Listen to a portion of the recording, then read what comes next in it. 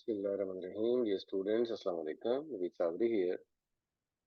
आज हम 6 अप्रैल 2024 सैटरडे के जो डॉन एडिटोरियल्स हैं उनको एनालाइज करेंगे। इसमें सबसे पहला टाइटल है deadly campaign. Basically the guardian एक न्यूज़पेपर है यूके का, जिसने ये स्टोरी ब्रेक की कि इंडियन इंटेलिजेंस एजेंसीज ने पाकिस्तान के अंदर एटलीस्ट 20 डिफरेंट लोगों को अपनी कार्रवाइयों के जरिए जो है वो मार दिया है, उनको किल किया है।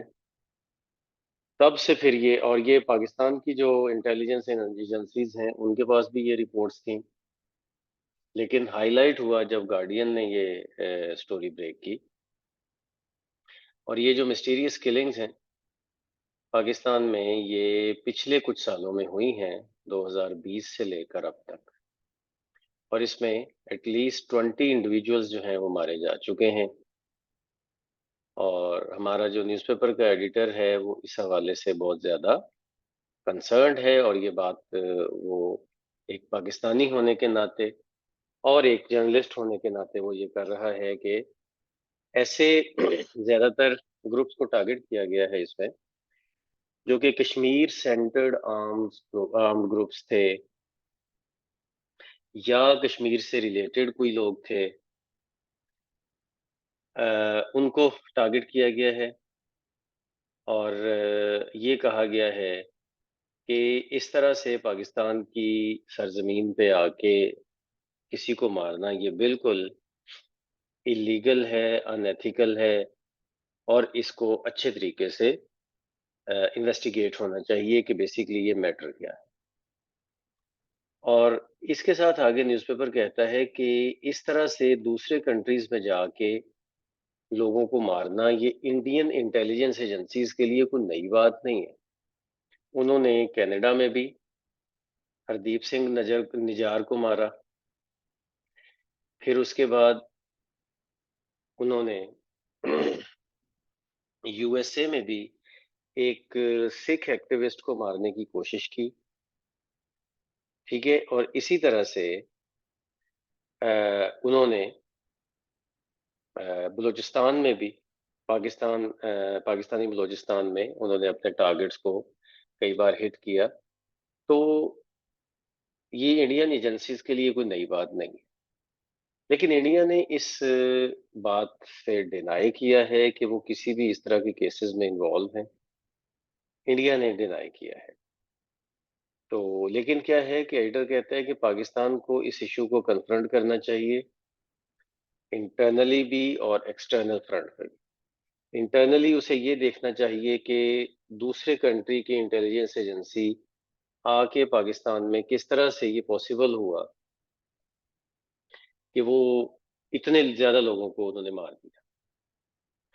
और एक्सटर्नली भी उन्होंने ये चीज जो है वो दूसरे कंट्रीज के सामने रखनी चाहिए, इंटरनेशनल फोरम्स के ऊपर जाके अपना केस लड़ना चाहिए और डिप्लोमेटिक चैनल्स को यूज करना चाहिए। और इंडिया के खिलाफ ये सारा जो एक ये जो एक चीज है, इसके लिए एक कोऑर्डिनेटेड इंटरनेशनल रिस्पांस जो है वो इंडिया के खिलाफ, इंडिया की इस ब्रुटेलिटी के खिलाफ जो है वो बनाना चाहिए। और फॉरेन ऑफिस ने ये कहा है कि जो भी इसमें रिस्पॉन्सिबल हैं उनको जस्टिस पे लाया जाएगा। और इस तरह की बातें उन्होंने की हैं।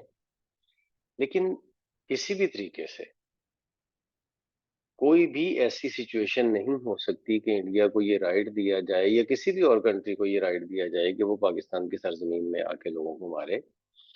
और 20 लोगों को इस तरह से मारना और किसी दूसरी कंट्री की इंटेलिजेंस ऑपरेटिव्स के थ्रू आके मारना, ये बहुत बड़ा सवालिया निशान है।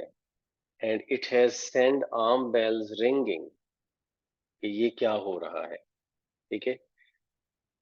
वो अलग बात है कि ये वाली जो एक्टिविटी है जो प्लान की गई है और वो जो ज्यादातर उसके ऊपर अमल हुआ है, वो ज्यादातर एक और दूसरे कंट्री जो कि हमारा गल्फ कंट्री है, एक फ्रेंडली कंट्री है हमारा, उस कंट्री की सरजमीन से ये सारी एक्टिविटी ऑपरेट की गई है।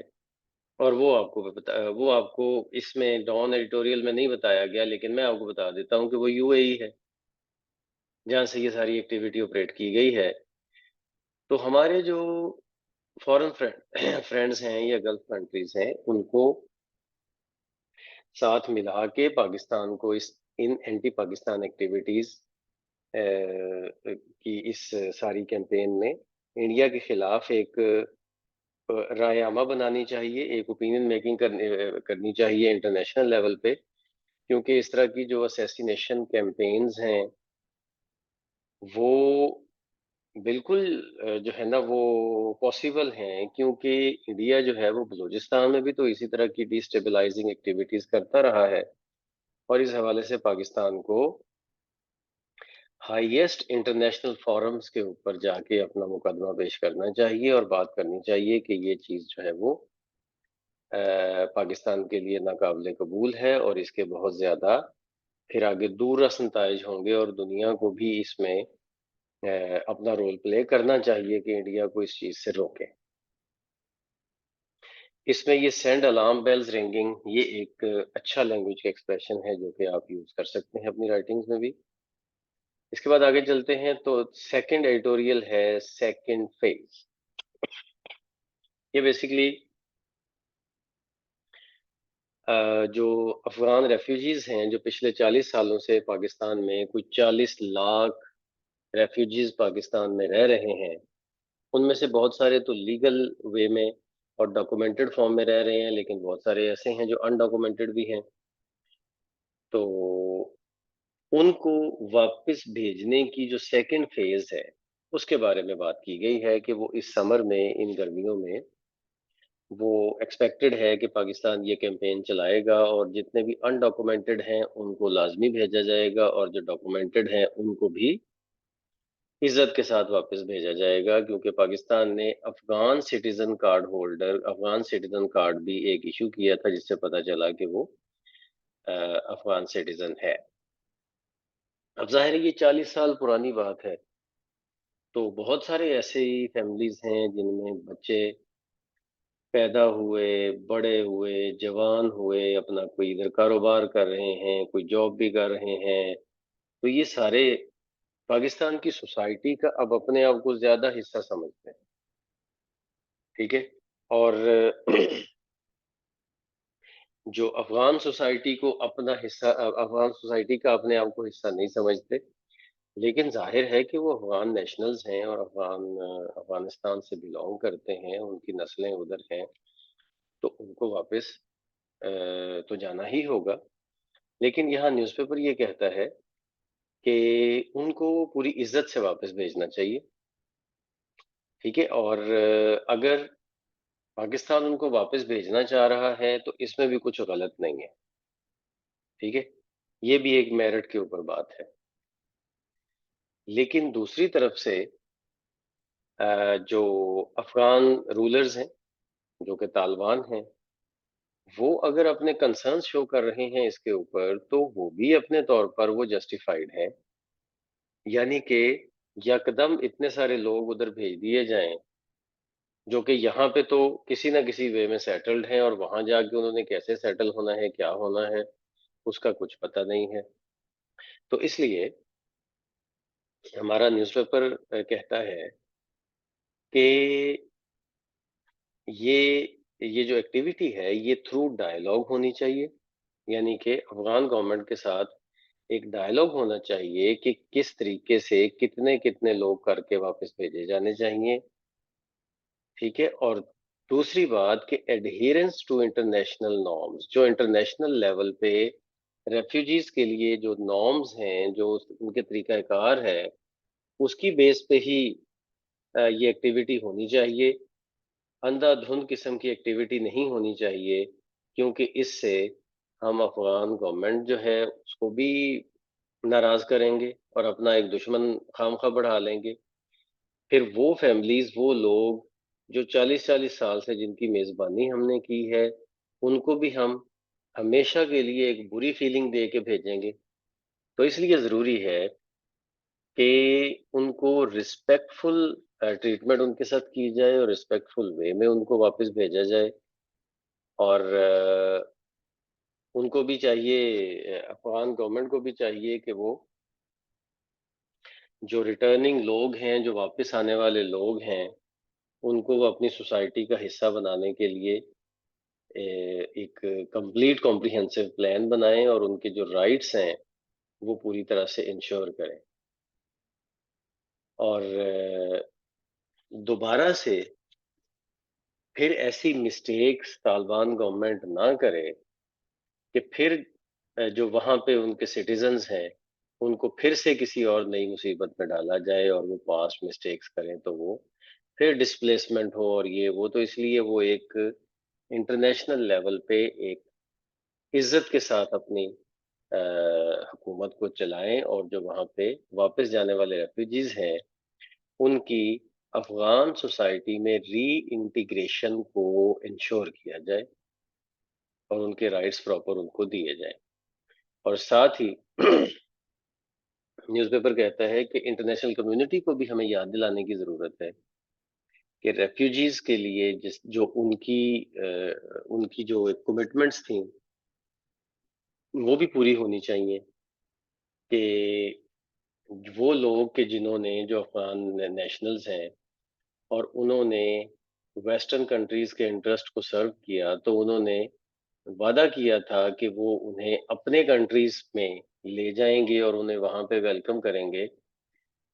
तो इस चीज को भी मद्देनजर रखना चाहिए और इस प्रॉमिस को फुलफिल होना चाहिए। और इसलिए इसको हमें मतलब एक ना चीज जो है वो कह लें कि एक जिसको कहते हैं ना कि मतलब ऐसा नहीं होना चाहिए कि वो जो हमारे रिपैट्रिएट्स हैं जिनको हम वापस अफगानिस्तान भेजें, वो अपने आप को एक कैद खाना में समझें और ये समझें कि उन्होंने वो फिर कोई जो है ना वो किसी मसले में आ जाएंगे तो वो पाकिस्तान में रहने ही को तरजीह दें। तो ये कहा गया है कि अफगानिस्तान को उनको एक्सेप्ट करना चाहिए और मगरबी ममालिक जो हैं उनको भी अपने वादे पूरे करने चाहिए जो हमारे साथ उन्होंने किए हैं और जो अफगान नेशनल्स के साथ किए हैं। और जाहिर है कि इंसानी बुनियाद पर तालिबान के साथ भी उन्हें कोऑपरेट करना चाहिए ताकि वो अपने इन लोगों को अपनी सोसाइटी में दोबारा से आसानी से जो है वो री इंटीग्रेट कर लें।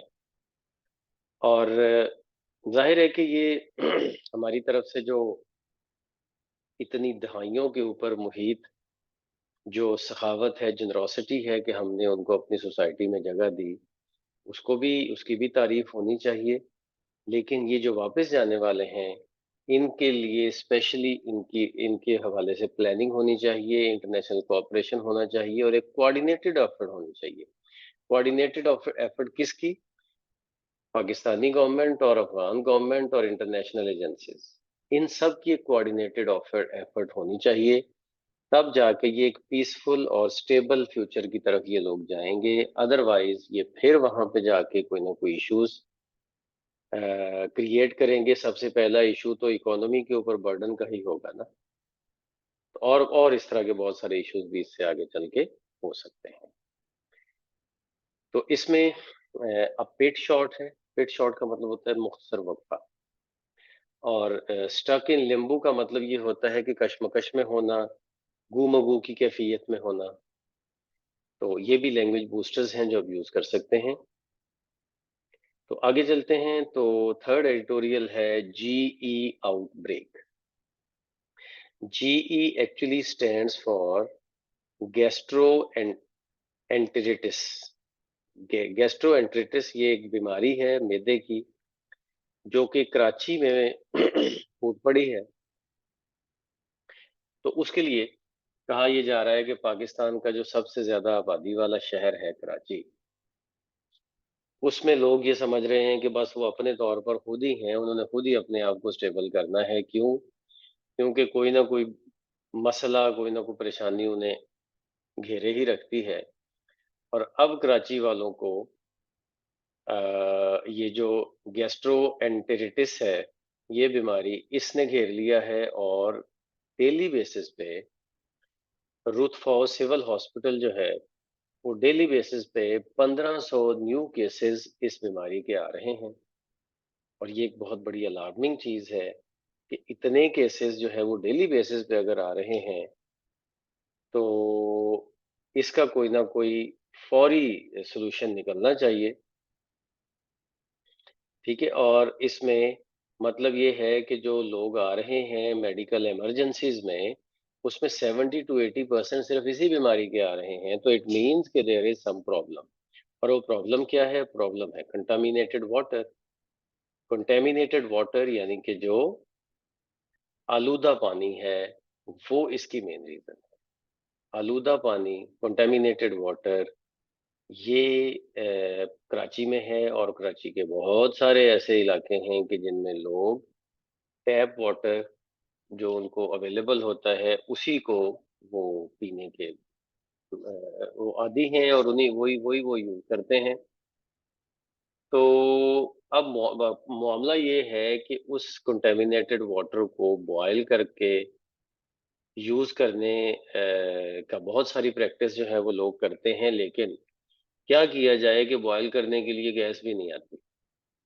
ठीक है, और फिर गैस आए भी तो गैस के कीमत में इतनी इंक्रीज आ गई है कि लोग गैस भी बहुत एहतियात से यूज करते हैं, और वो बहुत एहतियात से यूज करने के चक्कर में कई दफा पानी वैसे ही पी लेते हैं विदाउट बॉइलिंग। तो ये एक जाहिर है कि डबल एक इशू बन जाता है। तो वो कहता है कि पाकिस्तान में कराची में बहुत सारे ऐसे लोग हैं जो इसी पानी को जो टैप वाटर है उसको बॉयल करके यूज करते हैं। कुछ ऐसे हैं जिन्होंने डोमेस्टिक फिल्ट्रेशन कोई सोल्यूशन किए हुए, कोई फिल्ट्रेशन प्लांट लगाया हुआ है छोटा मोटा। और कुछ ऐसे हैं जो कि बहुत ही कम ऐसे हैं जो बॉटल्ड वाटर यूज करते हैं, कि जो बाहर से पानी की सप्लाई आती है, कंपनीज वगैरह डिफरेंट देती हैं, तो वो जाहिर है पैसे लेके खरीदते हैं। जैसा कि डिफरेंट कंपनीज हैं जिनमें कोई एक्वाफीना है, या कोई स्प्रिंगले है, या कोई और इस तरह के एक्वा, कोई बहुत सारी कंपनीज हैं। वो जाहिर है वो तो महंगा काम है ना कि वो खरीदना पड़ता है पानी। तो बहरहाल ये है कि इन तीनों में से जो भी वो काम करते हैं, बॉयल करते हैं या फिल्ट्रेशन प्लांट लगाया हुआ है या बॉटल वाटर यूज करते हैं, ये सब वो अपने तौर पर करते हैं, लेकिन बहरहाल वाटर जो कराची का है वो कंटेमिनेट है। और बहुत सारी मतलब वेल टू डू फैमिलीज जो हैं उन्होंने अब देख लिया है कि जैसे कोविड 19 है। अब कोविड 19 आया तो लोगों ने देख लिया कि वो बेशक जितने भी अमीर हों, जितना भी पैसा खर्च करते हैं अपनी सेहत के हवाले से, उससे कोई फर्क नहीं पड़ता कि कुछ भी ऐसी बीमारी आ सकती है कि जिससे अमीर और गरीब दोनों को एक जैसी बीमारियां लग सकती हैं। तो इसलिए इस मामले में ओवरऑल कोई ऐसी कॉम्प्रिहेंसिव प्लान बनना चाहिए जिसमें कि सारी जो कराची की पॉपुलेशन है या ओवरऑल कंट्री की पॉपुलेशन है, उसके लिए प्योरिफिकेशन की फैसिलिटीज जो है वो बहुत अच्छी होनी चाहिए। ठीक है, और इसके अलावा ये है कि कुछ और भी पब्लिक और प्राइवेट हेल्थ ऑफिशियल्स जो हैं उनको इस बारे में एंगेज करना चाहिए, और प्रिवेंटिव टिप्स को लोगों को देनी चाहिए कि किस तरह से वो इस मामले से बच सकते हैं, और हाइजीन प्रैक्टिस किस तरह से अपनी लाइफ को ज़्यादा बेहतर हाइजीनिक वे में गुजार सकते हैं। तो स्टूडेंट्स, इस तरह से हमने ये आज के एडिटोरियल्स को कंक्लूड किया। लैंग्वेज बूस्टर्स के जो क्वेश्चंस हैं उनको कमेंट्स में लाजमी आंसर किया करें। Thank you, Allah Hafiz, C you in the next lecture.